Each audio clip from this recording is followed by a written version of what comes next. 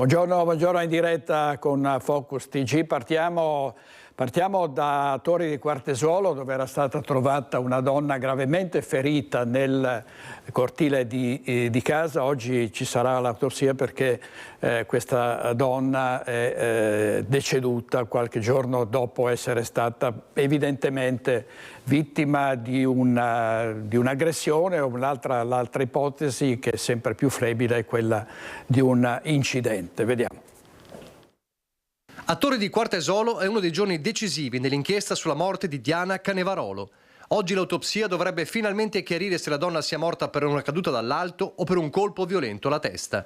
Un interrogativo semplice ma che nasconde una verità da accertare. Diana, 49 anni, addetta alle pulizie, è stata trovata agonizzante all'alba di giovedì scorso alle 5:30 nel cortile del condominio dove viveva. Una larga chiazza di sangue, una ferita alla testa e segni di ipotermia, elementi che hanno aperto dubbi enormi sulla dinamica. Una caduta da 3 metri può provocare un trauma così netto? Oppure qualcuno l'ha colpita con un oggetto contundente? A indagare è la squadra mobile di Vicenza, coordinata dalla Procura. Gli investigatori stanno analizzando i video delle telecamere della villetta accanto, i telefoni, gli spostamenti del compagno e del figlio, ogni dettaglio utile a ricostruire quei minuti drammatici. Se l'autopsia confermerà un impatto compatibile con un'aggressione, si aprirà uno scenario completamente diverso. Chi avrebbe potuto colpire Diana e con quale movente?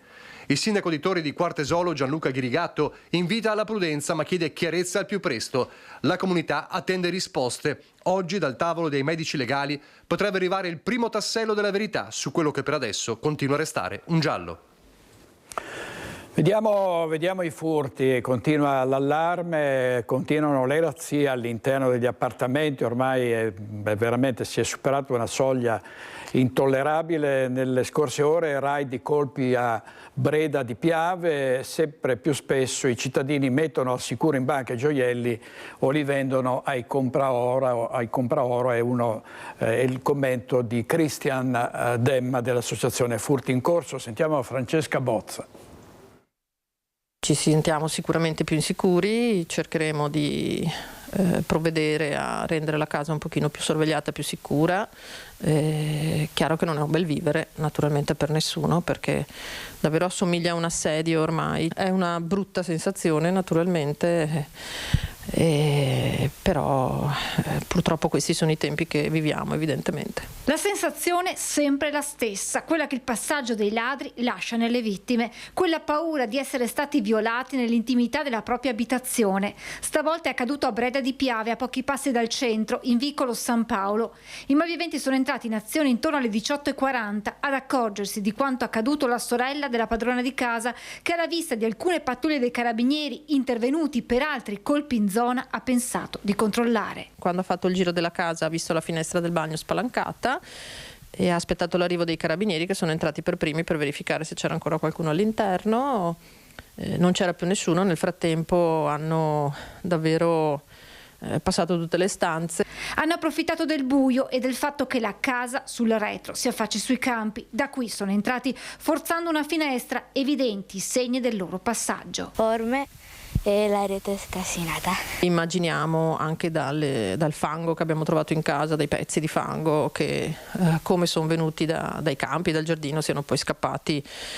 Sicuramente, visto che i carabinieri li stavano cercando, difficilmente avranno tentato di scappare verso la strada. Aperti cassetti e armadi, svuotandoli di tutto il contenuto. Alla ricerca di contanti e preziosi hanno persino spostato l'albero togliendo il puntale. Rimosso dalla parete un grande quadro, probabilmente pensando che nascondesse la cassaforte. Hanno portato via, quello ci dispiace, dei piccoli oggetti di bigiotteria di nostra figlia, che ha 10 anni e che erano dei ricordini. Hanno portato via degli anelli che erano qua dentro, delle collane, poi tipo degli orecchini qua, una collana con il mio segno zodiacale. Un po' male, c'erano i miei anelli preferiti, anche quelli, sì. Nonostante la brutta esperienza, per la piccola di casa il trauma è stato contenuto. È stato abbastanza forte, dobbiamo ringraziare i carabinieri perché sono stati molto rapidi e molto gentili, devo dire, hanno rincuorato anche lei,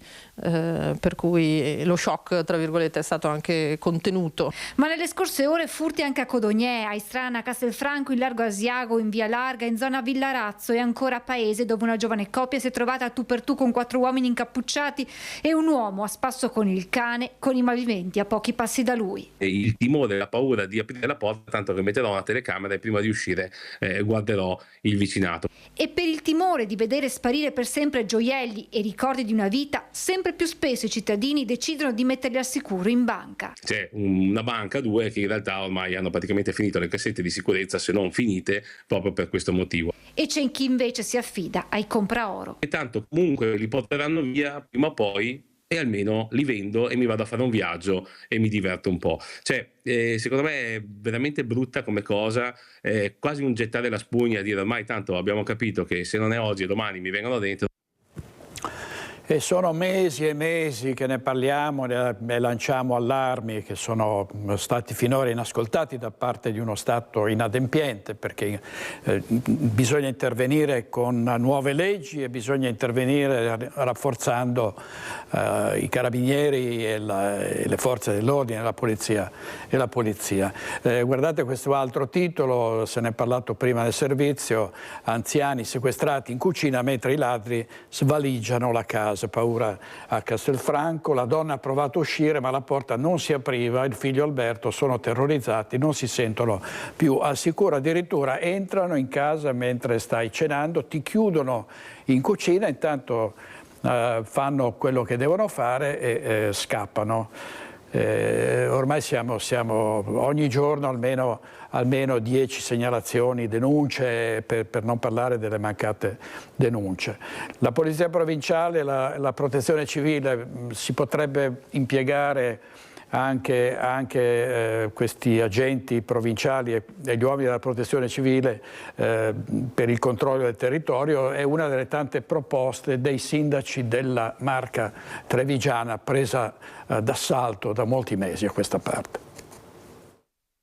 Ci vorrebbero degli strumenti più efficaci nei confronti dei ladri quando li catturi, e forse la certezza e la pena piuttosto che lo sconto della pena nei propri paesi di origine, laddove non fossero italiani, potrebbero dare dei risultati migliori. Furti nelle abitazioni, l'escalation delle ultime settimane nella Marca trevigiana fa invocare ai sindaci misure di repressione più drastiche e maggiori fondi per mettere in campo uomini e mezzi. Primi cittadini chiamati in causa dal neoeletto presidente della regione Alberto Stefani, che proprio da Treviso ha annunciato di volersi recare al Viminale dal ministro dell'Interno Matteo Piantedosi insieme al presidente ANCI Mario Conte per fare il punto sulla sicurezza nel territorio e chiedere più risorse, facendosi portavoce delle istanze proprio dei sindaci, esasperati ormai quanto i loro cittadini. Siamo davvero diventati e arrivati ormai ad essere ostaggio di queste persone. Io credo che ci debba essere una risposta chiara, una risposta forte per dire stop e smetterla con questa situazione. Questi delinquenti vanno puniti, vanno buttati in carcere e la chiave va buttata via, perché siamo veramente stufi. Credo che questa situazione ormai sia diventata davvero insostenibile, è insostenibile per i cittadini, è insostenibile per noi comuni. Qui bisogna che ci sia una presa di posizione forte dalla politica nazionale. I delinquenti vanno puniti e vanno puniti in maniera ferma. Il tema dei furti ci sta interrogando e caricando di responsabilità come amministratori. Io, guardando un po' il ruolo da presidente di provincia, penso alla polizia provinciale che è stata un po' depauperata delle proprie funzioni, ma potrebbe tornare utile per il controllo del territorio laddove fosse messa nelle condizioni di fare un qualcosa di più rispetto che una vigilanza ittico-venatoria. E quindi spero ed auspico che ci sia un maggior coinvolgimento delle province nel governo delle comunità, perché possiamo dare anche delle risposte in termini di sicurezza. Se il sindaco di Castelfranco e presidente della provincia provincia Stefano Marcon ipotizza dunque l'impiego della polizia provinciale. A Mogliano il suo collega Davide Bortolato parla dello sforzo economico compiuto sul fronte della videosorveglianza e della polizia locale, ma i comuni con quello che hanno in cassa non possono fronteggiare il problema. Sicuramente vanno riservate più risorse, più contributi per quanto riguarda la sicurezza. È un tema molto sentito dai cittadini e i comuni arrivano fin là, perché se c'è il caro vita per le famiglie c'è anche per i comuni. A Villorba, dove è attivo un controllo di vicinato con oltre 500 iscritti, al pattugliamento del territorio messo in campo dai carabinieri è stato affiancato quello serale della polizia locale. È chiaro che le pattuglie che girano di sera non possono girare di giorno, perché la spesa del personale nei nostri comuni ha sempre un budget, quindi anche qui un appello in questo particolare momento di smarrimento anche da parte dei cittadini. Credo che sia il caso di poter attuare anche qualche soluzione per alzare la spesa del personale dei comuni e poter assumere più vigili. Ma Soligo va anche oltre. Abbiamo un gruppo di protezione civile che conta 35 volontari, credo che se si potesse usare per un controllo del territorio, tra virgolette, non sarebbe male. C'è chi auspica anche l'impiego dell'esercito. Io credo che gli alpini, per esempio, la sola presenza degli alpini che sono operativi su tanti versanti potrebbe essere un grosso deterrente. Poi ne parleremo a Focus, vedremo quali altre proposte possono arrivare, in genere non dalle istituzioni ma dalla cittadinanza, per difendersi da questo assedio che è continuato anche nella Marca Trevigiana questa notte, a San Biagio di Callalta e a Cavrier. Andiamo in diretta da Christian Arboid. Cavrier davvero senza pace. Questo angolo di San Biagio di Callalta ormai registra ogni sera furti e tentati furti. Un incubo. Abbiamo parlato con diversi residenti questa mattina che ci dicono: siamo ostaggi in casa nostra, non ce la facciamo più. E del resto il copione si ripete sera dopo sera, notte dopo notte. Un altro raid ieri verso le 22. Abbassiamo la telecamera, abbiamo con noi una signora che è stata più volte vittima dei ladri. Signora mi diceva 5 volte in 8 anni, 2 colpi soltanto a settembre, e ieri sera è stata visitata la casa di suo figlio. Certo, sì. Allora, ieri sera ero a casa, mio figlio mi chiama, mi fa: mamma, guarda che hanno tentato di entrare dentro casa. Lui era sotto la doccia e l'ha chiamato il vicino di casa, l'ha detto: Tommaso, guarda che hai i ladri. Lui nel frattempo si è vestito, è uscito, ma ormai loro erano già spariti. Hanno cavalcato la rete del vicinato e poi successivamente un'altra rete di un altro vicinato e da lì sono fuggiti. Le segnalazioni si sono susseguite, ci sono stati altri tentati furti, e suo figlio a quel punto cosa fa? Niente, mio figlio mi ha chiamato e basta, e dopo è andato a vedere e ha visto appunto ste reti rotte e nient'altro. E poi ho sentito che sono stati anche in Borgo Catania, però non so dire più altro. Si parla anche di un furgone, qualcuno ha avvistato un furgone? Ho sentito che qualcuno ha avvistato un furgone giallo con il tettuccio bianco e dicono che siano stati in bicicletta, però questo io non lo so dire. Diciamo che è stata una serata estremamente caotica, quella di ieri sera. Forze dell'ordine, carabinieri, tante persone ci hanno raccontato di aver visto i lampeggianti. Signora, le chiedo, così non si vive più? No, io sono stanca veramente, perché per me sono stati 5 volte, sono stati da un mio figlio, adesso ho tentato di andare qua, non è possibile andare avanti così. Io quando arrivo a casa la sera alle 6, 6 e mezzo, 7, la prima cosa che faccio, mi faccio partire l'allarme, però anche con l'allarme non è che mi sento proprio del tutto sicura. A settembre cosa le avevano portato via? Che cosa? Di tutto. Intanto hanno rivistato la casa da sotto e sopra, mi ha portato via la roba in congelatore, mi ha portato via circa 300 euro, dei braccialetti dei figli che li avevamo ricomprati di nuovo, rifatto il regalo di nuovo, che loro ce l'avevano portato via tutto. Di tutto, roba in frigo normale, dal formaggio, dagli insaccati, di tutto.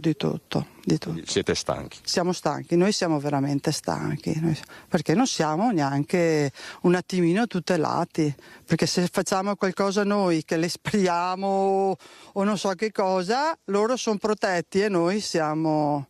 Visto il gioielliere l'altra sera, lui si è preso quanti anni? 12 anni addirittura, perché ha ucciso 2 che erano andati dentro in gioielleria sua. Ragazzi, non si può così andare avanti. Non si può così andare avanti. Devono pensare di fare qualcosa. Grazie, signora. Prego. Grazie a Christian Arboit. Intanto ci sono purtroppo anche le violenze giovanili, risse, pestaggi. A Padova ci sono stati controlli dei carabinieri nel fine settimana, sono stati perquisiti 2 ragazzi trovati in possesso di armi da taglio. Trovato di notte da solo con un coltello a serramanico nascosto nella scarpa, i carabinieri di Padova hanno fermato un minorenne sabato notte durante alcuni controlli in Prato della Valle. Il ragazzino aveva anche alcuni grammi di marijuana e di hashish nascosti all'interno della tasca del giubbotto, per questo è stato multato e segnalato alla prefettura. Sia la droga che il coltello sono stati sequestrati nella stessa notte. Durante i controlli in città i carabinieri hanno anche fermato un altro ragazzo in auto in via Lisbona con un coltello, entrambi sono stati denunciati.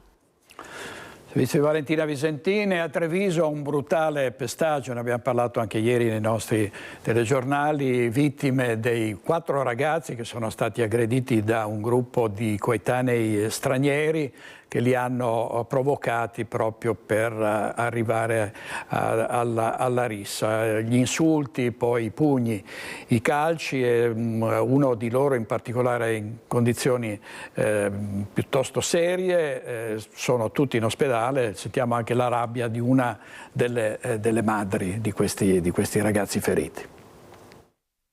Mio figlio si è preso i pugni da dietro, gli hanno fratturato orbita e mascella, e che infatti deve essere operato prossima settimana. Per una sciocchezza del genere andare a rovinare la vita a una persona penso che sia una cosa grave, molto grave, dopo che comunque viene continuamente detto che Treviso è sicura.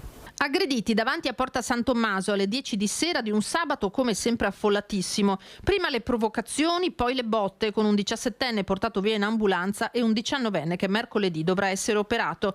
È proprio la mamma di quest'ultimo a raccontare del pestaggio subito da 4 ragazzi trevigiani imbattutisi in un gruppetto di giovanissimi di origini straniere. A un primo passaggio gli sfottò uno schiaffetto, ma tutto sembrava essere finito lì. Tornando dentro Porta San Tommaso hanno rincrociato questo gruppetto che ha iniziato a fermarli, ha iniziato a mettere mani addosso all'amico di mio figlio, e mio figlio ha cercato di fermarli, si è messo in mezzo, si è contrapposto e da lì li hanno presi da dietro. Pugni in volto, tanto da ritrovarsi con orbita e mascella fratturate, tagli, abrasioni. Una decina hanno riferito le vittime e gli aggressori. Anche il suo amico riportato tale è stato portato via in ambulanza, gli altri con tumefazioni, botte, abrasioni.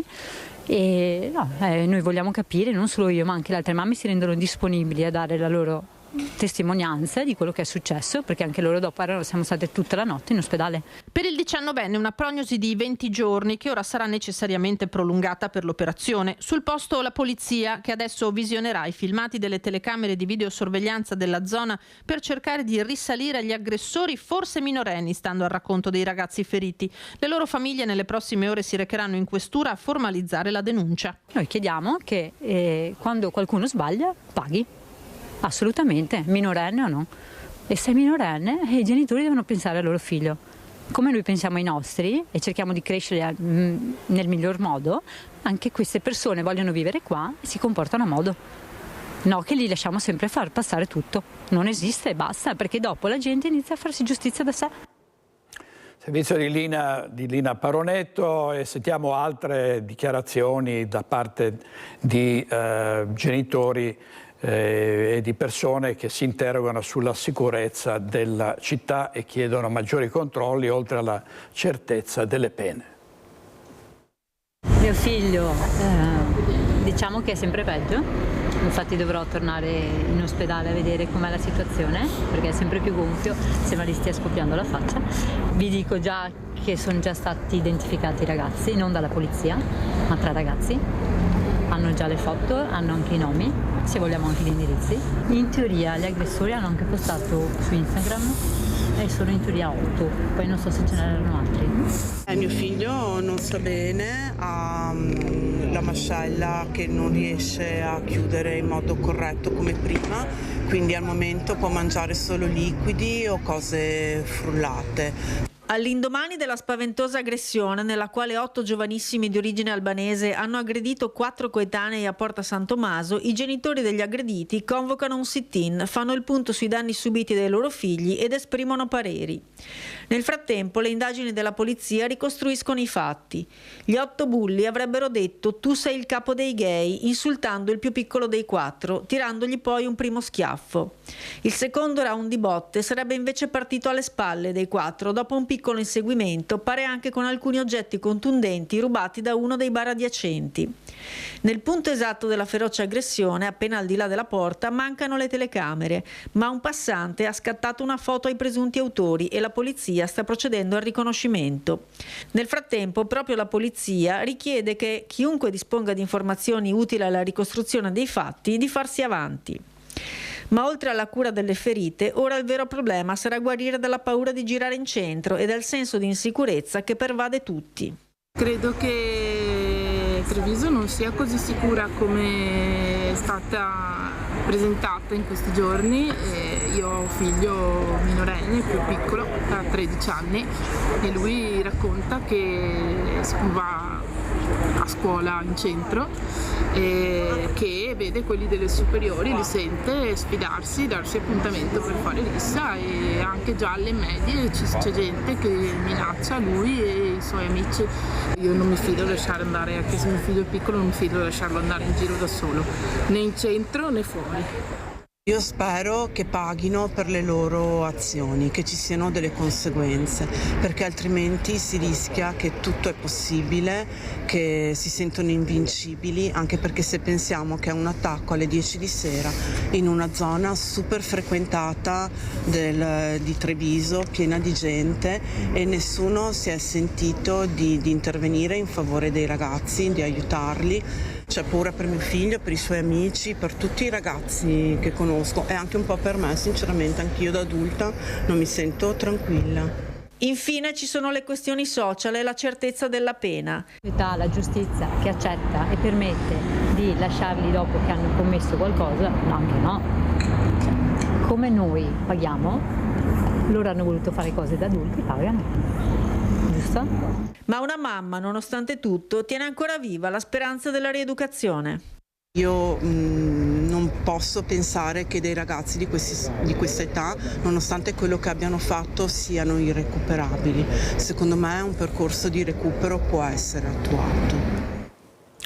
E c'è anche questo, una zona dove c'è una folla di avventori nei bar vicini, nei pub che sono lì proprio a Porta San Tommaso, e nessuno si è sentito in dovere di intervenire. Anche questo è grave, no? Che vengano lasciati nelle grinfie degli aggressori 4 ragazzi che non hanno fatto niente di male. Sentiamo cosa ha detto ai nostri microfoni la vicepresidente del Consiglio Comunale di Treviso, Antonella Tocchetto.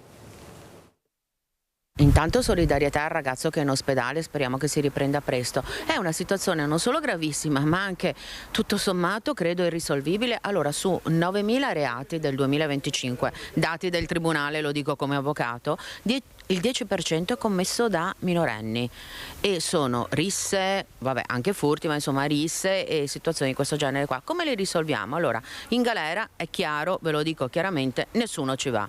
Non nasconde lo sconforto l'avvocato Tocchetto, stavolta nessun indice puntato contro il sindaco o l'amministrazione, ma l'amara constatazione che il fenomeno, dilagante in tutta Italia, andrebbe arginato con una spesa sociale elevatissima e con percorsi di recupero ad oggi ancora insufficienti.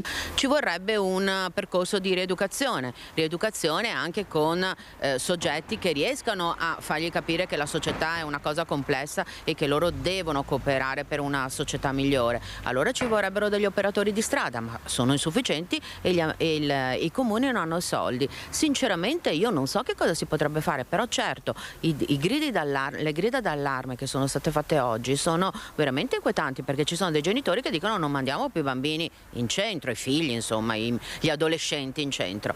I reati vanno puniti giuridicamente, sottolinea Tocchetto, che però si pone un interrogativo, includendo anche la classe politica nel tema. Questa voglia di violenza, quando hai 15 anni che dovresti pensare alla speranza del mondo e sei violento, credo che sia veramente un problema grave della società al quale anche noi politici forse non siamo stati in grado di dare degli insegnamenti giusti. Una speranza comunque rimane e sono quei tantissimi bravi ragazzi che restano fuori dalle cronache. Speriamo che i tanti bravi ragazzi che si impegnano nello sport, che sono bravi a scuola, che insomma possano essere un punto di riferimento per coloro che stanno in questo momento delinquendo e hanno voglia di menare. Ecco, ci vuole una collaborazione e su questo è sempre il solito discorso, ma è reale. La scuola può essere veramente un trade union importante. Ci sono dei bravi direttori scolastici che stanno veramente lavorando molto bene. Vanno bene le telecamere o la polizia, ma la ricetta è un'altra. Più operatori di strada, più servizi sociali sul territorio forse potrebbero aiutare.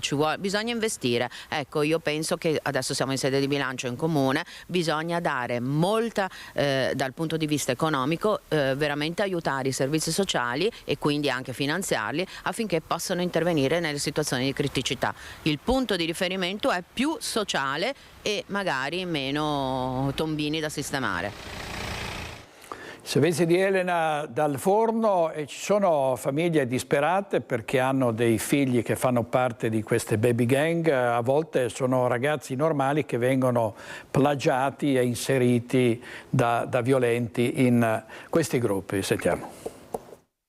Sono distrutti, nel senso che non vedono la luce alla fine del tunnel, vedono un ragazzo che si sta spezzando sempre di più, la famiglia che si sta spezzando sempre di più. La famiglia è quella di un ragazzo di 16 anni, diventato da un anno membro di una baby gang. A raccontare la loro vicenda Christian Demma, al quale i genitori si sono rivolti chiedendo un supporto. Una famiglia normale, la descrive il presidente di Furti in Corso, che è sempre stata accanto a quel figlio diventato improvvisamente difficile con l'inizio delle superiori. D'improvviso questo ragazzo, da un ragazzo dolce e affettuoso che era, a scuola ha preso una via molto difficile. La mamma ha parlato di una sorta di reclutamento nei confronti del figlio. Ci sono delle persone che invogliano con il soldo facile, con l'uso di sostanze o via così, di intraprendere quella carriera.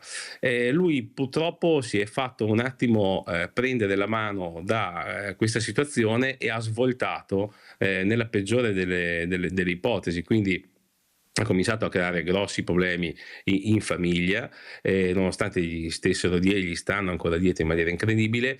Ha cominciato a girare girava con coltelli, con droghe. È stato veramente reclutato da delinquenti incalliti. Il ragazzo ha iniziato ad avere atteggiamenti violenti anche con i componenti della famiglia. Purtroppo è alla ricerca disperata continua di denaro, perché ovviamente quello serve, e quindi molto spesso alza mani in casa o minaccia in casa. Episodi che hanno spinto i genitori a fare la cosa più difficile, denunciare più volte alle forze dell'ordine il proprio figlio. Una famiglia che sogna solo di tornare a quel clima di serenità che si respirava appena un anno fa e racchiuso in alcune foto inviate dalla mamma ad Emma. Non nascondo che mi era un po' commosso, anche adesso a pensarci, non posso nascondere il tremolio della voce, perché vedere che in famiglia era tutto coccoloso e tutto quanto sorridente, sembra quasi veramente impossibile che nell'arco di un anno, perché poi alla fine cambia lì con l'inizio delle superiori, possa succedere tutto questo. I genitori in questo anno si sono resi conto che esistono poche strutture in Veneto e nel nord Italia che possano occuparsi di casi simili. Bisognerebbe agire in giorni, non in mesi o anni, di fronte a certe situazioni, evidenzia Demma. Che possono ospitare ragazzi minori di 18 anni con disturbi di aggressività e via. Quindi tutta questa situazione sta andando sulle spalle della famiglia. Bisogna trovare una soluzione veloce a volte per queste situazioni, perché poi c'è il rischio che succeda il peggio sia per lui che per la famiglia, quindi, e bisogna trovare assolutamente una soluzione, una struttura. Servizio di Francesca Bozza, oggi in regia ci sono Francesca Pezzo e Edoardo Paris. Vediamo gli incidenti stradali, l'ultimo in ordine di tempo dalla prima pagina dell'Arena di Verona. Scontro frontale tra un'auto e un mezzo per il soccorso stradale, 2 feriti gravi a Legnago nel Veronese, lunghe code sulla regionale 10. E c'è stato un gravissimo incidente invece in Friuli Venezia Giulia, a Magnago, un'auto contro un pullman di studenti, un morto, diversi feriti. Andiamo in diretta da Stefano De Rossa. A te Stefano. Sì, buongiorno direttore, ben ritrovati. Purtroppo ci troviamo a Magnago, lungo la strada regionale 464, a documentarvi un terribile incidente stradale che si è verificato questa mattina intorno alle 7. Il bilancio è veramente molto pesante, molto grave, perché c'è una persona deceduta e 9 studenti rimasti feriti. Andando con ordine, la corriera che è stata rimossa pochi minuti fa da tutti gli operatori stradali, però potete vedere le immagini che parlano da sole, stava arrivando da Sequals in direzione Magnago e dall'altro lato invece stava sopraggiungendo la Volkswagen che avrebbe tentato un sorpasso a un trattore e improvvisamente si è trovata di fronte la corriera. L'impatto è stato violentissimo, detriti sparsi veramente ovunque, il motore della stessa macchina sradicato, pezzi di carrozzeria, di lamiera,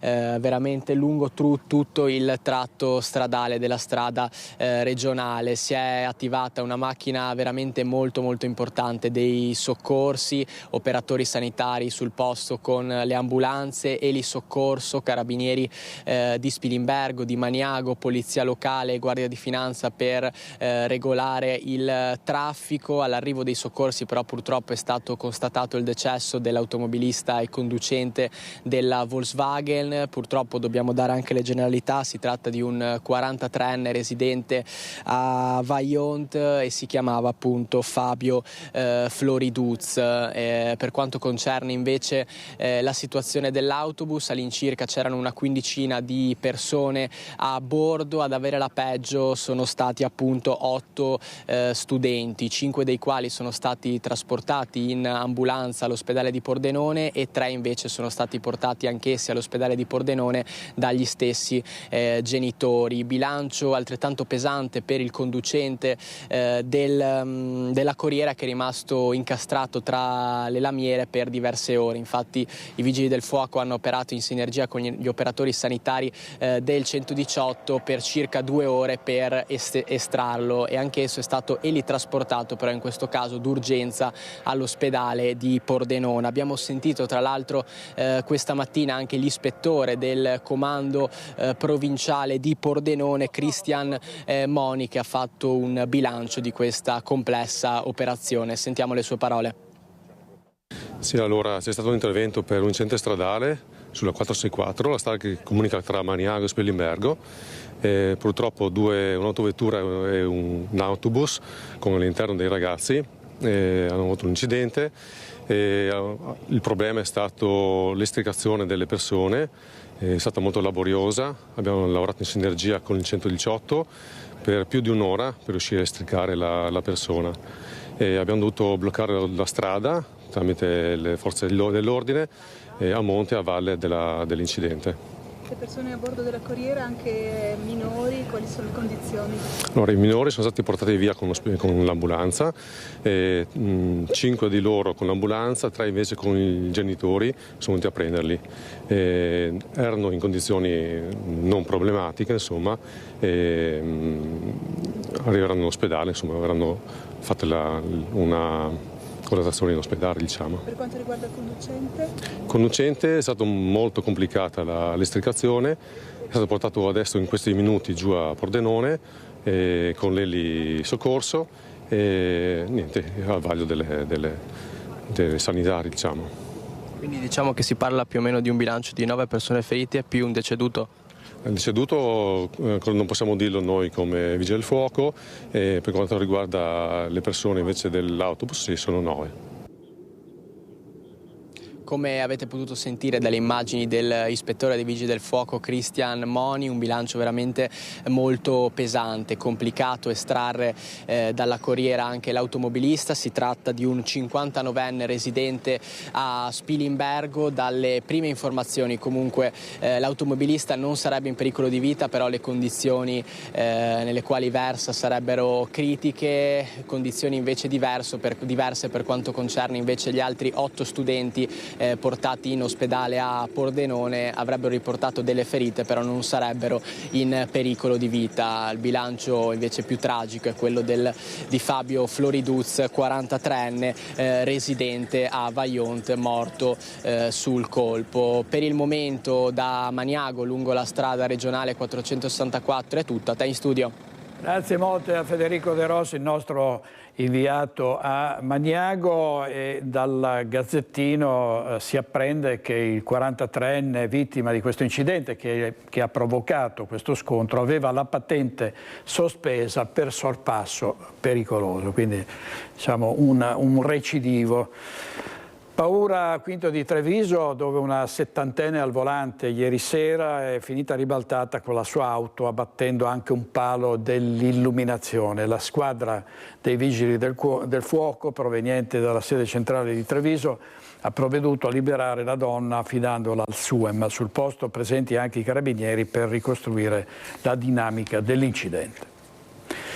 E c'è stato un maxi tamponamento lungo la 308 all'uscita di Borgorico, siamo nel Padovano, tra i 7 feriti anche 2 bambini. 7 feriti e traffico paralizzato per ore è il bilancio del tamponamento a catena avvenuto sulla regionale 308, che ha mandato in tilt la circolazione tra le uscite di Bronzola e Borgoricco, chiuse per ore. Tra i feriti dell'incidente, che ha coinvolto 3 auto, anche 2 bambini. I piccoli, in stato di shock ma fortunatamente illesi, sono stati portati al pronto soccorso pediatrico dell'azienda ospedale Università di Padova.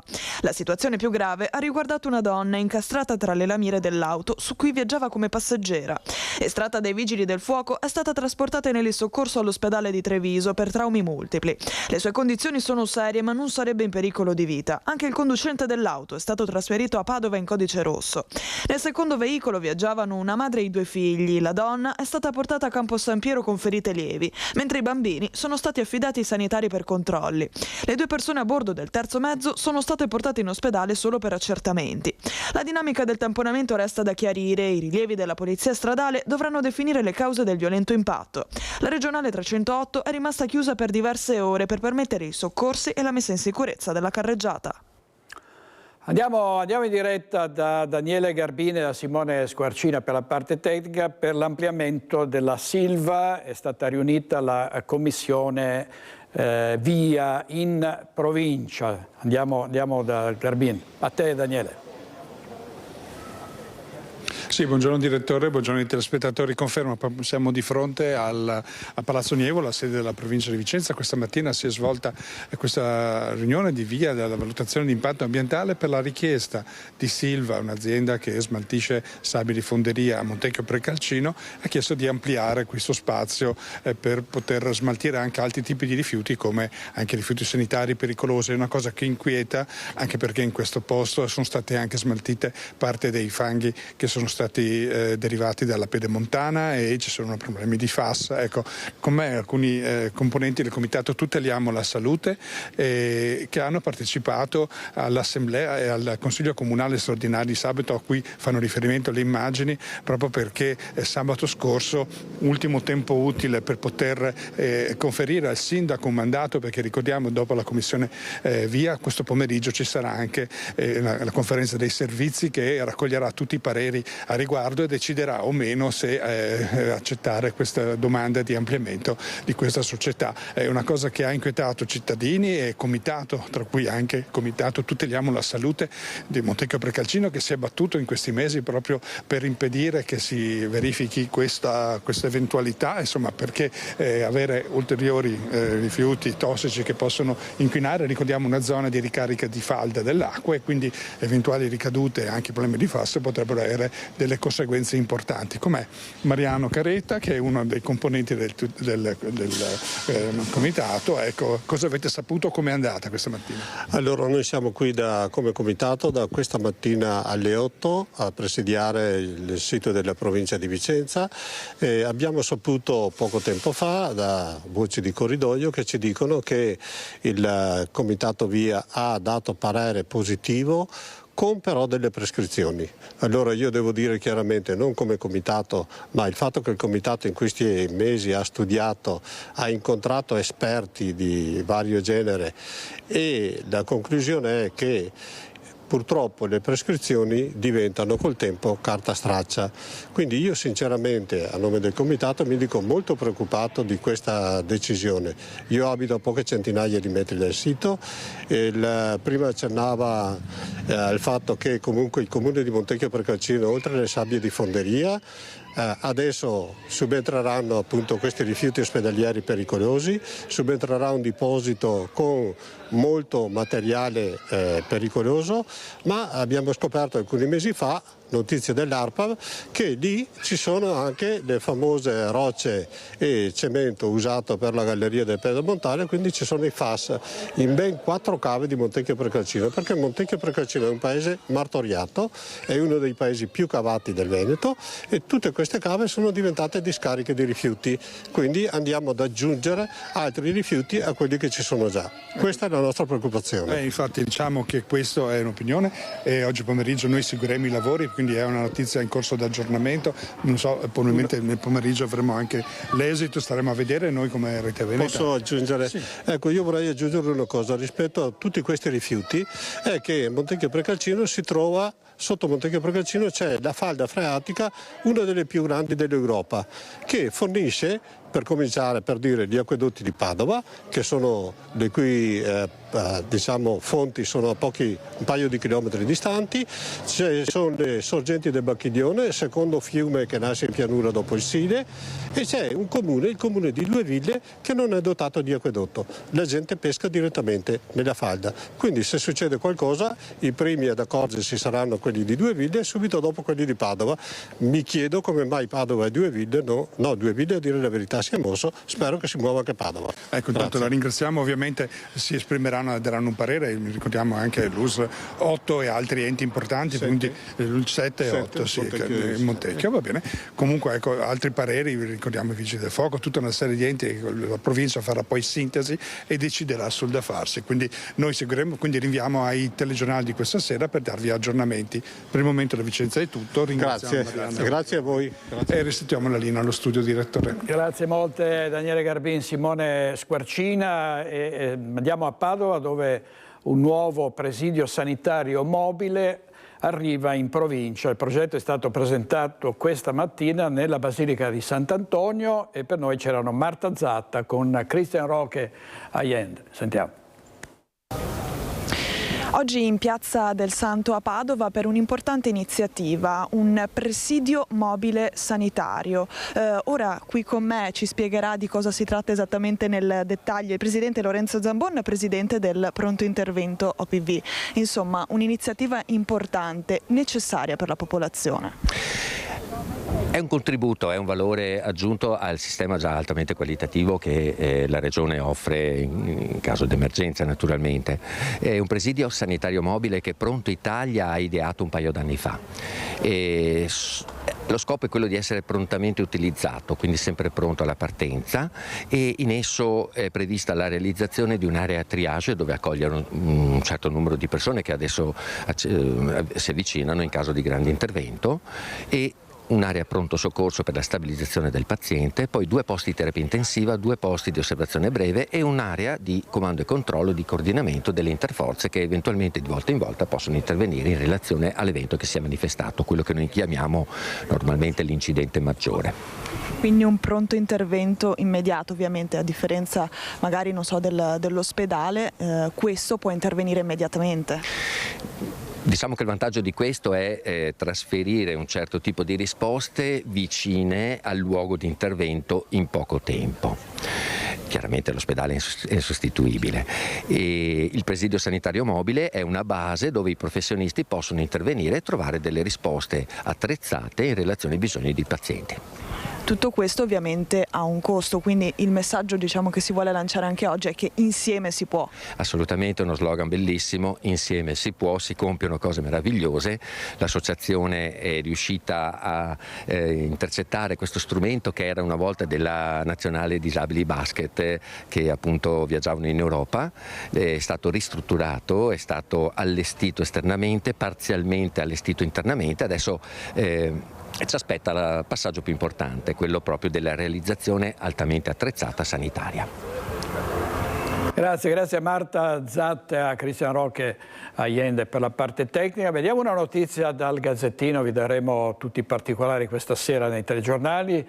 Un uomo ha ereditato una casa e l'ha trovata occupata a Mestre, è il figlio adottivo del gigolò transessuale Tony Spasemo.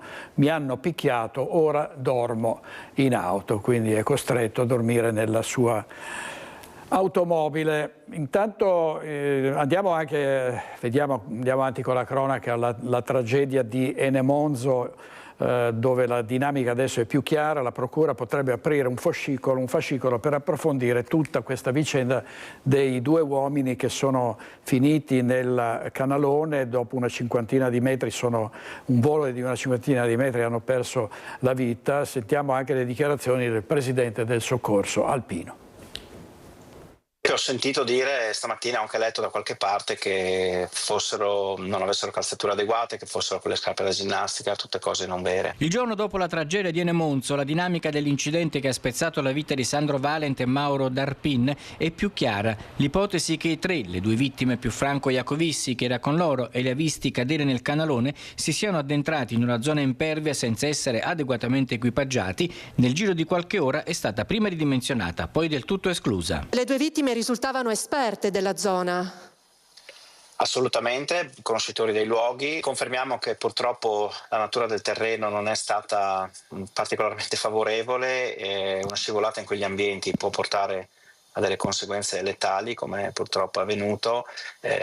Dopo una prima ruzzolata lungo un bosco molto ripido c'è stato un salto di almeno 40 metri, forse 50, una considerazione, qualcosa che si è sentito dire anche, no? È caduto prima una persona, poi è caduta la seconda, ammesso che questo sia vero, che corrisponda al vero, perché solo chi è lì può sapere come sono andate veramente le cose, però diciamo in una situazione così in cui questo potrebbe avvenire, perché è anche già successo, queste situazioni sono anche successe,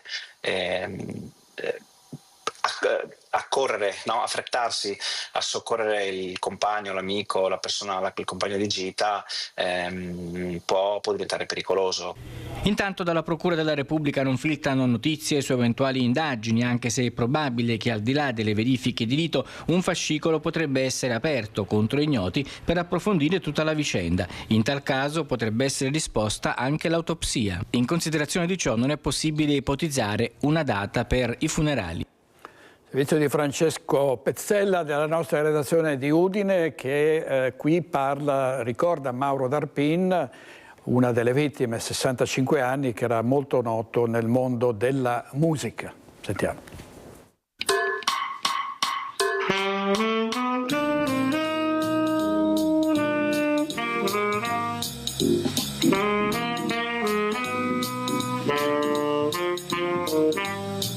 Divideva le sue giornate tra l'INPS, dove lavorava, e la musica. Il sassofono era il suo strumento, si esibiva e insegnava con la stessa passione.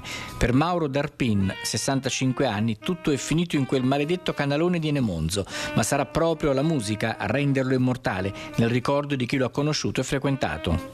Mauro era un amico, è stato, ci conoscevamo ancora dagli anni 80, abbiamo suonato insieme, abbiamo fatto i primi esperimenti jazzistici. Lui faceva un altro mestiere, io facevo proprio questo e me lo sono ritrovato a Trieste come allievo. Quando è successo ho detto vuoi vedere, che ha cercato di salvare qualcun altro e si è fatto male. Questo era Mauro. Con Mauro lo conoscevo da tantissimi anni, ero ragazzo, avevo 16-17 anni e suonavamo insieme, quindi per me era anche, essendo più grande, un punto di riferimento, e quindi non ci siamo mai persi di vista in tutti questi anni, abbiamo sempre suonato insieme. Abbiamo suonato insieme qualche mese fa a Spilimbergo, è stata una bellissima serata, abbiamo fatto tutte le sue musiche. Mauro era una parte integrante della comunità del jazz del nord-est italiano, che è una figura importante per me perché Mauro aveva un'età diversa dalla mia, era più esperto, più grande, insomma, e condividere della musica significa in effetti provare spesso e volentieri un sentimento proprio di fratellanza nei confronti delle persone con cui si ha la fortuna di poter condividere questo tipo di esperienza. E uno degli aspetti che veramente mi piaceva tantissimo di lui, ed è un insegnamento che mi lascia, è il fatto che nonostante lui, per carità, non era anziano, ma non era neanche di primo pelo, era comunque una persona che continuava sempre a sfidarsi. E l'altra vittima, Sandro Valent, che lascia la moglie Alessandra, laureato in ingegneria gestionale a Udine, da 25 anni si occupava di information technology, era un manager della Alfa Sistemi. Sentiamo il ricordo del titolare dell'azienda, Ferruccio Meroi. Quando si perde un collega, o perché sceglie un'altra strada, o perché il destino ha deciso altrimenti, è come se venisse a mancare un amico. Ferruccio Meroi lo ricorda così Sandro Valent, morto nella tragedia di Enemonzo, un amico più che un collaboratore di lunga data della Alfa Sistemi, dove da 25 anni nella vita di tutti i giorni era un manager. Si occupava di information technology, prima da tecnico, poi con incarichi commerciali. Mi piace poter mettere a disposizione dei clienti la mia esperienza per far evolvere i sistemi informativi aziendali con soluzioni di valore. Così si descriveva sul suo profilo LinkedIn. Viveva ad Udine, ma tornava in montagna spesso, dove bilanciava i rigidi schemi imposti dalla tecnologia con la leggerezza della montagna. Sandro Valent interpretava assolutamente i pilastri dei valori aziendali: passione, coraggio e poi competenza, qualità e l'insieme sobrietà. Laureato in ingegneria gestionale a Udine e conseguito un master in business administration, all'Alfa Sistemi gli era stato affidato un ruolo di responsabilità. Non ho parole, mi rimane lo sgomento per la tragedia, per la famiglia, per l'azienda. Ci mancherà tremendamente. Torniamo all'emergenza sicurezza con ladri, rapinatori squilibrati, liberi di colpire, e a Cassola è stata dotata di taser la polizia locale. Andiamo da Vanessa Banzato. A te, Vanessa. Buongiorno a te direttore, tutte le persone che ci stanno seguendo. Hai detto bene, perché la polizia locale di Cassola e Mussolente, che è guidata dal comandante Massimo Munari, è stata dotata di questo strumento di altissima e ultimissima generazione. Tra l'altro vogliamo sottolineare anche che è il secondo comune il secondo comando di polizia locale del Vicentino dotato di questo tipo di strumentazione, l'altro è il consorzio Nevi. Comandante Munari, intanto vogliamo cercare di capire il taser a che cosa serve esattamente, perché è sì un'arma, però non è una pistola, non funziona come una pistola, di conseguenza diventa davvero un modo per tutelare sia voi agenti, ma tutelare anche la persona che compie reato. Sì, è un'arma a tutti gli effetti, un'arma ad impulsi elettrici. Taser è, diciamo, il modello, quindi l'arma è la pistola ad impulsi elettrici. È un'arma che ha nella sua più grande forse peculiarità l'effetto deterrente che ha nel smorzare il conflitto con il soggetto armato, ostile o comunque minaccioso nei confronti della cittadinanza, di qualche utente o degli operatori di polizia con cui magari può nascere un conflitto, insomma, ecco. La cosa che ha sottolineato lei è che non è che quando succede un episodio particolare voi tirate fuori il taser e sparate, è ben più complessa la situazione. Assolutamente, come ho detto è un'arma e quindi nell'utilizzo di un'arma di qualsiasi tipo essa sia, chiaramente il suo utilizzo va ben pesato e vanno considerate tutte quelle che sono le scriminanti previste dal nostro ordinamento del codice penale, in quelle che sono le situazioni dell'uso legittimo delle armi, la legittima difesa, in questo caso appunto degli operatori, e l'adempimento del loro dovere. Quindi prima di sparare anche un dardo con il taser si devono tenere conto di tutte queste situazioni. Tra l'altro bisogna dare degli avvertimenti alla persona che avete questo strumento in dotazione. Sì, esatto, si deve attuare quella che viene comunemente chiamata in gergo de-escalation, cioè cercare di smorzare gli animi del soggetto, intimandogli appunto di desistere nella sua azione minacciosa o comunque pericolosa, e far sì che possa desistere senza arrivare allo sparo dei dardi contro il soggetto. Si diceva tra l'altro una strumentazione d'ultimissima generazione che va a tutelare al massimo anche la persona che viene colpita da questi dardi. Sì, è stato studiato appositamente proprio per ridurre al minimo quelli che sono i rischi a livello cardiaco del soggetto eventualmente attinto dai dardi, in quanto va a colpire soltanto, va ad agire soltanto su quella che è l'azione neuromuscolare del soggetto, quindi va a bloccarlo, gli crea una incapacità neuromuscolare proprio del soggetto senza provocare danni appunto all'apparato cardiaco. E c'è un contatto diretto anche con l'ULSS 7, con l'ospedale? Sì, è stato fatto un protocollo sanitario in collaborazione con la direzione medica dell'ASL 7 Pedemontana, in cui sono state riportate tutte le direttive e le modalità di intervento del personale del SUEM 118 nel caso in cui dovessero intervenire a seguito di un soggetto colpito da taser. Insomma, direttore, davvero uno strumento che può venire in grande aiuto sia agli agenti della polizia locale ma anche alla stessa collettività per cercare di arginare questi episodi continui di persone che mettono a segno, soprattutto i colpi in abitazione sono sempre più numerosi, ne abbiamo sentito e ne abbiamo parlato un po' in tutto il territorio. Tra l'altro è stato fatto anche un appello durante la conferenza stampa di presentazione, ovvero alla cittadinanza proprio, ovvero denunciate sempre alle forze dell'ordine qualsiasi episodio vi veda vittime, perché soltanto così davvero si può cercare di arginare questo fenomeno davvero fastidioso, per non utilizzare altri termini, che sta coinvolgendo i comuni dell'intero territorio. Per il momento, direttore, da Cassolo è tutto, ti ricedo la linea. Grazie a Vanessa Banzato e Andrea Benetti per la parte tecnica. Adesso vediamo l'inchiesta sulla brutale aggressione da parte di una gang di giovani di origine albanese ai danni di 4 ragazzi a Treviso. Andiamo in diretta da Cristian Arboit. A te, Cristian.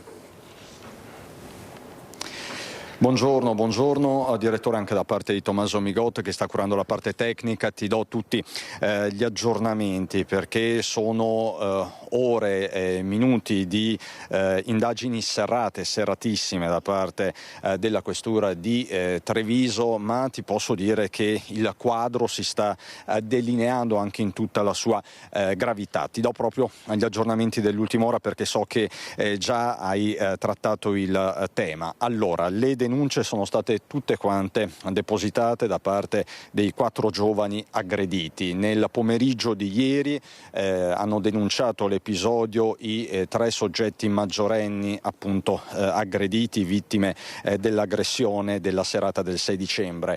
Questa mattina si è presentato in questura la 4ª vittima, un minorenne. Ci sono anche 3 referti del pronto soccorso di Treviso. In un caso, quello più grave, 20 giorni di prognosi per un maggiorenne, 7 giorni di prognosi per un altro maggiorenne, 10 giorni di prognosi invece per il minorenne che si è presentato questa mattina. In tutti i casi, vista appunto la prognosi che è inferiore ai 20 giorni, si procede a querela di parte, quindi non c'è la procedibilità d'ufficio. Il titolo di reato per il quale si procede ufficialmente è quello di lesioni in concorso. Questa è l'ipotesi di reato. Si sta chiudendo il cerchio anche sui soggetti invece che hanno aggredito questi 4 giovani. 4 in particolare sono stati identificati. Di questi 4, 3 sono minorenni, 2 in particolare con precedenti in fatti appunto specifici, in reati contro la persona e contro il patrimonio. Quindi dei 3 soggetti identificati minorenni su 4, 2 sono già noti per precedenti per precedenti contro la persona e contro il patrimonio, quindi aggressioni e furti. E c'è un 4º soggetto identificato che è un maggiorenne originario del Kosovo. I 3 minorenni sono tutti italiani di seconda generazione.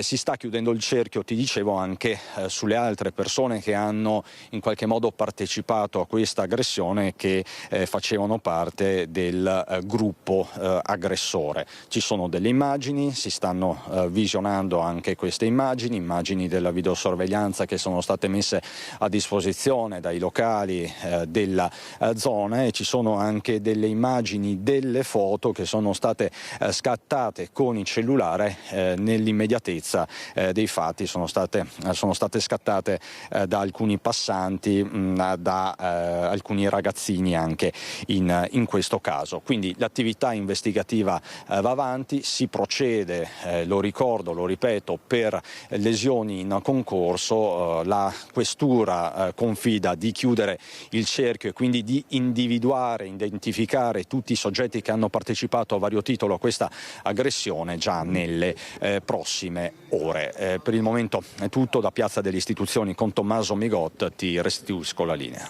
Grazie a Cristiano Boit e Tommaso Migot. Andiamo in pubblicità, un paio di minuti, torniamo subito. State con noi.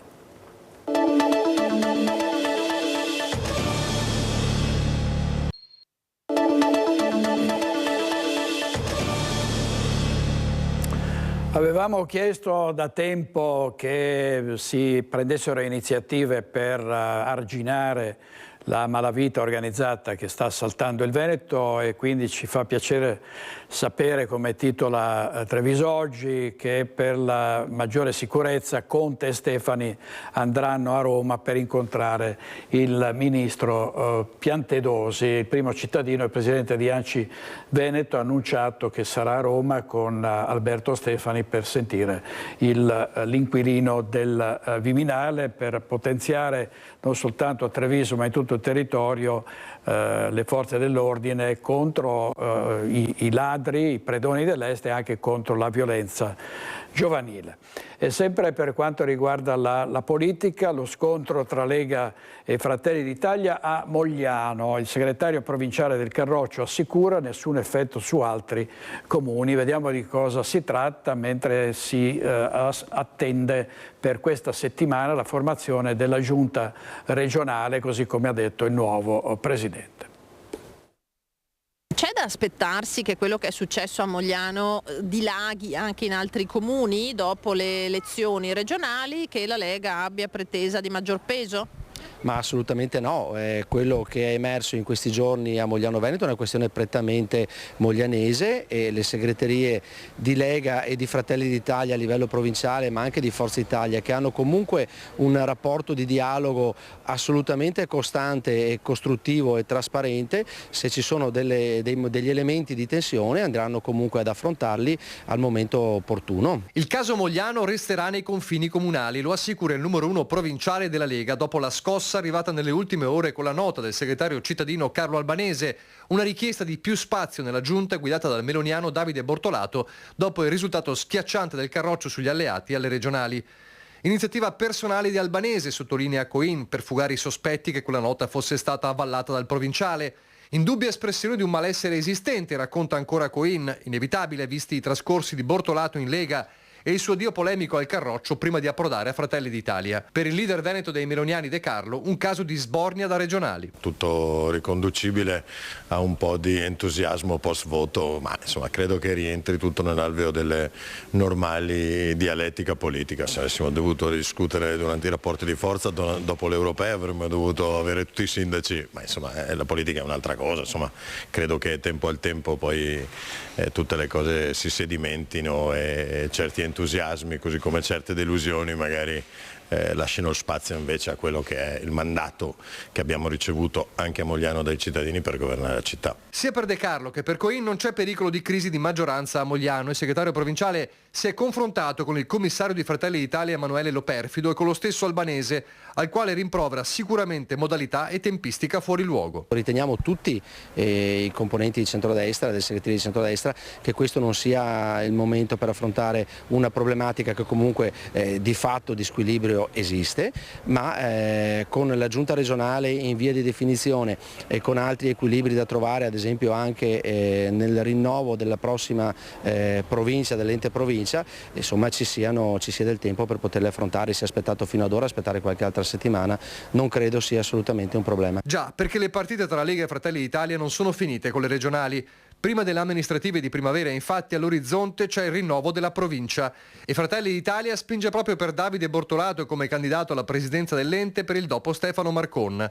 I meloniani, dopo aver accettato a denti stretti di non avere il candidato governatore del Veneto, non vogliono cedere il passo anche su questo. Tocca a Fratelli d'Italia stavolta. A noi piacerebbe, se gli alleati sono d'accordo, abbiamo nomi validi, tra questi quello di Davide che abbiamo fatto prima, sindaco di Mogliano, un comune importante, abbiamo tanti sindaci, tanti amministratori, alle passate elezioni provinciali siamo stati comunque la seconda lista più votata, quindi possiamo esprimere una rappresentanza importante. Ma il Carroccio, che vedrebbe in pole position ad Alberto Bordin per la provincia, non sembra avere alcuna intenzione di mollare. La partita a scacchi è appena cominciata. Il presidente della provincia viene eletto dai sindaci e dai consiglieri comunali, in proporzione anche del comune di appartenenza. Non mi sembra che rispetto alle settimane passate siano cambiati dei numeri, per cui io credo che si possa andare avanti in continuità con l'amministrazione attuale.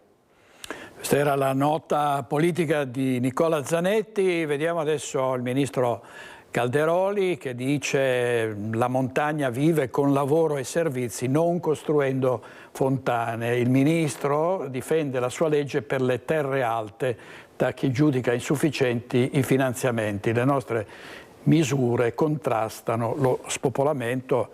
Calderoli che peraltro si sta occupando costantemente della riforma dell'autonomia differenziata.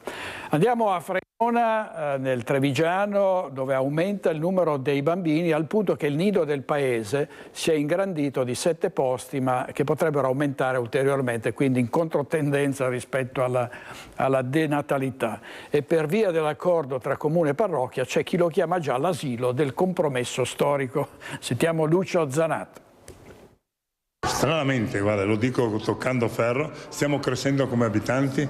In un'epoca di calo demografico e soprattutto di spopolamento della montagna, fa notizia scoprire che a Fregona crescono i nuclei familiari provenienti non solo dai paesi vicini. Soprattutto c'è qualche rientro di fregonese dalle zone limitrofe, c'è anche qualche straniero che è arrivato, inglese, c'è australiano, c'è francese, belga, ce ne sono un bel po', americano anche. E anche per questo sindaco e parroco hanno deciso di ampliare il nido integrato Gli Angeli da 16 a 23 posti. Ci sono tanti bambini, tanta richiesta anche da fuori comune. Grazie all'ampliamento possiamo rispondere alle richieste di numerose famiglie e al nido sono principalmente bambini italiani. Una fotografia della natalità esattamente opposta rispetto alla media italiana, ovviamente nelle giuste proporzioni, considerando che l'ampliamento e la riconversione di spazi finora utilizzati come magazzini dà un'ulteriore disponibilità di posti. Abbiamo fatto questa operazione, con tutti l'iter dei permessi richiesti e le modifiche da fare per avere questo spazio in più e quindi poter aggiungere anche a 28 bambini all'asilo nido. È una scommessa sulla natalità la vostra? Potrebbe anche essere, con l'auspicio che altre famiglie si impegnino in questo senso, nonostante i tempi che viviamo, soprattutto anche in queste zone montane dove non è così facile come in pianura magari avere dei servizi immediati e così via. Ecco. E se la parrocchia ha messo lo stabile, il comune ha proceduto con la burocrazia e qualche sostegno economico. Per questo il nido Gli Angeli, sottolineano scherzando in molti in paese, vista la sempre rivendicata fede comunista del sindaco De Luca, è diventato il nido del compromesso storico. Sembra Don Camillo Pepone. Bisogna sfatare la faccenda del comunista. Io sono un uomo di sinistra che crede nelle cose che devono essere date, tutti devono avere gli stessi diritti, nient'altro. Coldon ha le stesse idee, che tutti devono crescere, devono avere gli stessi diritti, quindi non è possibile non andare d'accordo. Una serata particolare è quella organizzata all'ex Filanda di Santa Lucia di Piave. La Savno è l'azienda che raccoglie i rifiuti della sinistra Piave, dopo essere stata considerata l'azienda con il bacino più riciclone d'Italia, ha deciso di condividere questo successo portando a cena tutti i dipendenti. Sentiamo.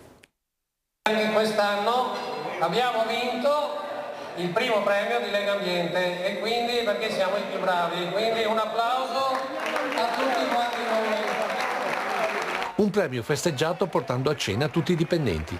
È stata questa l'idea della Savno, che ha riunito su diversi tavoli imbanditi il personale con particolare attenzione per gli operatori ecologici. Queste persone, questi volti, conosciuti dai cittadini della sinistra Piave, in particolare da chi vive sui posti più impervi, dove comunque il camioncino della raccolta differenziata arriva a caricare. Non è sicuramente il migliore dei lavori, chi sta in ufficio sicuramente sta meglio, con la camicia bianca, con la cravatta, questi ragazzi sono fuori da meno 5 d'inverno a più 40 gradi d'estate, io credo che fare squadra è un minimo di riconoscimento per sollevare il morale. Uomini alla guida della flotta di mezzi più grande d'Europa, per un lavoro duro che richiede soprattutto di verificare che quanto caricato mantenga alto il livello di riciclo, che ha permesso a Savno di abbassare il secco nel 2024 a 72 kg sui 378 che ogni abitante produce di media all'anno. Vale a dire oltre l'80% viene riutilizzato. Questo grazie ad una costante innovazione tecnologica che permette anche di calmierare le tariffe. Savno sta investendo, Sesa sta investendo e tutte le altre aziende stanno investendo.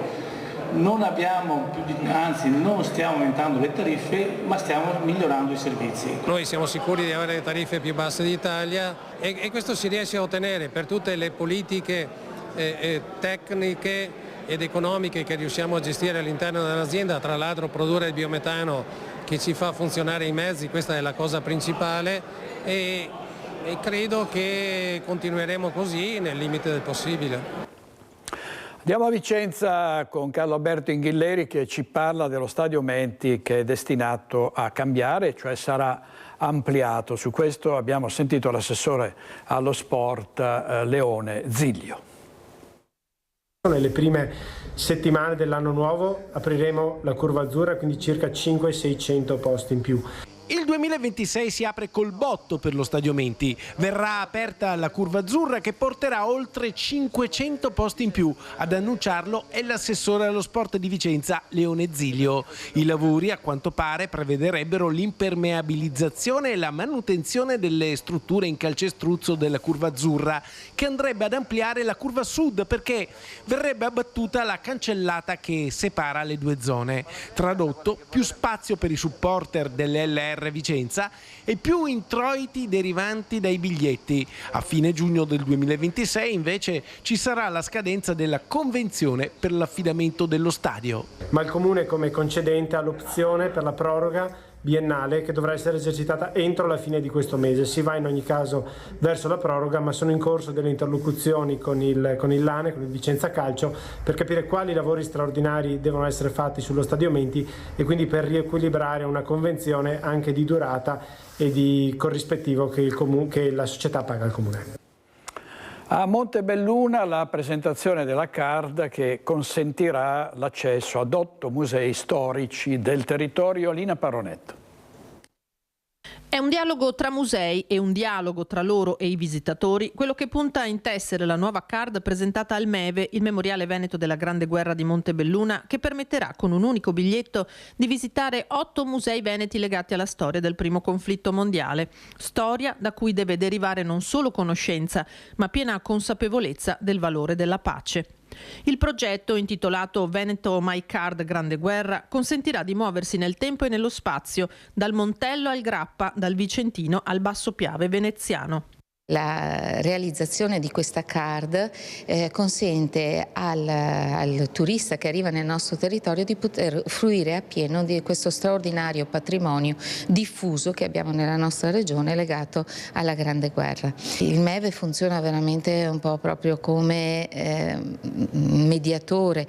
Il percorso di connessione tra i vari siti culturali, MEVE, Museo dell'Aria e dello Spazio di Due Carrare, Museo della Battaglia di Vittorio Veneto, Museo degli Alpini di Bassano e ancora Museo della Bonifica di San Donà, Museo del Risorgimento e della Resistenza di Vicenza, Museo delle Forze Armate di Montecchio Maggiore e Museo della Terza Armata di Padova, ha portato dunque alla card acquistabile nel sito venetomycard.it. A gestirla sarà Coop Culture. La Veneto My Card dedicata alla Grande Guerra è l'ultima card tematica, è una card turistica che raccoglie inizialmente 8 musei insieme in questo circuito e ha un costo molto vantaggioso. Con 14 euro si ha l'accesso diretto attraverso la card che si compra online sul sito internet www.venetomycard.it. Grande Guerra che parla al presente, a un territorio che ne ha portato e ne porta ancora oggi i segni profondi, e della comunicazione bellica tra il 1914 e il 1918 si occupa la mostra Comunicare in guerra, segnali, codici, propaganda, visitabile proprio al MEVE fino al 28 giugno, data tutt'altro che casuale, ricorrendo l'anniversario dell'attentato di Sarajevo da cui tutto partì. Un tassello di un'esposizione diffusa che interessa tutti gli 8 musei storici del territorio. Noi in questa mostra, attraverso una serie di pezzi straordinari e unici, dai primi apparecchi radio da campo fino alle dimostrazioni dell'intelligenza artificiale, prendiamo per mano il visitatore e lo conduciamo a prendere coscienza di qualcosa. Quel qualcosa è il fatto che di fronte al racconto della guerra noi non ci possiamo mai fidare veramente di niente, di nessuno. Ancora in pubblicità, ma non andate via, grazie.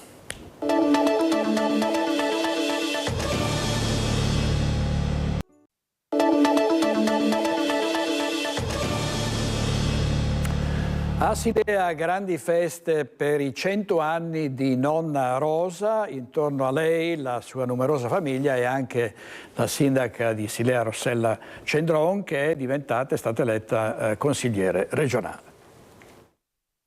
Oggi ti abbracciamo tutti con gratitudine e affetto sincero, celebrando questo traguardo meraviglioso e il valore della tua storia, che è anche un po' la storia del nostro paese. E con grandissima stima e un caro augurio di serenità. Viva Rosa e i suoi 100 anni!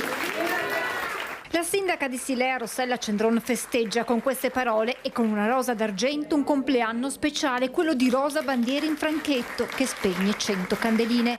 Intorno a lei i 4 figli, Mariuccia, Alessandrina, Marcella e Luciano, gli 8 nipoti e i 9 pronipoti. Rosa Rosa nasce a Cavasagra. Da piccola, quando il padre si trasferisce in Canada in cerca di fortuna, va a vivere con la mamma e il fratello a Cendon. A 17 anni conosce Mario, che sposerà dopo 9 anni di fidanzamento. Persona semplice, molto credente, si è dedicata con grande impegno a lavori nei campi, nella stalla e alla cura della casa, dimostrando la sua passione per l'orto e i fiori. Sempre disponibile ad aiutare tutti, è stata un importante punto di riferimento per il vicinato per quelle iniezioni che eseguiva con la sua famosa siringa di vetro. Mamma attenta, pronta ad ascoltare e a dare supporto ai propri figli con una parola di conforto. Una famiglia, quella formata con Mario, molto conosciuta e amata a Silea, impegnata nella vita della comunità. La tua vita è un esempio di dedizione, di lavoro, di generosità e di presenza. Qualità che hanno lasciato un segno profondo a chi ti è stato accanto. Servizio di Francesca Bozza, andiamo a Padova perché come da tradizione la cerimonia della festa dell'Immacolata ieri si è svolta a Padova in piazza Garibaldi.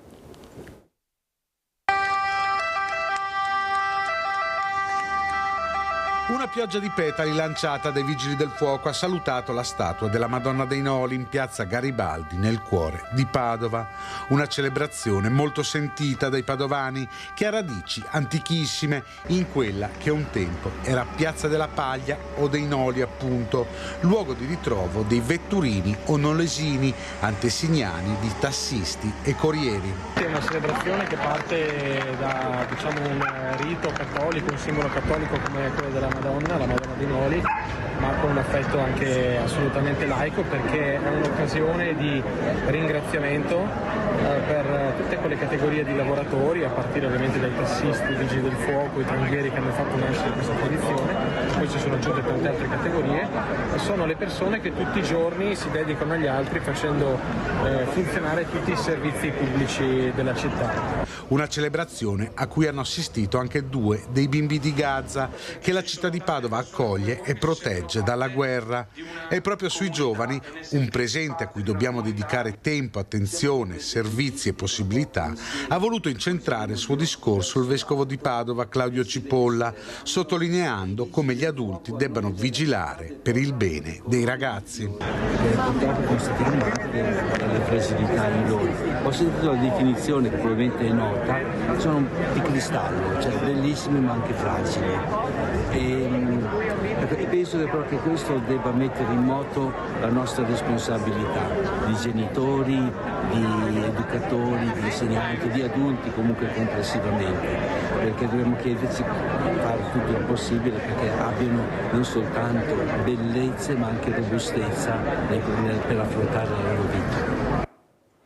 Servizio di Francesco Ratai, un parterre de roi questa sera a Focus, gli ospiti Grazia Azzolin, Claudio Borgia, Roberto Caon, Valente Chieregatto, Rosanna Conte, Stefano Dall'Agata, Alessandro Loddo e Gennaro Marotta. È tutto per questa edizione di Focus TG, grazie a Francesca Pezzo e Edoardo Paris in regia e ci vediamo stasera a Focus. Buona giornata.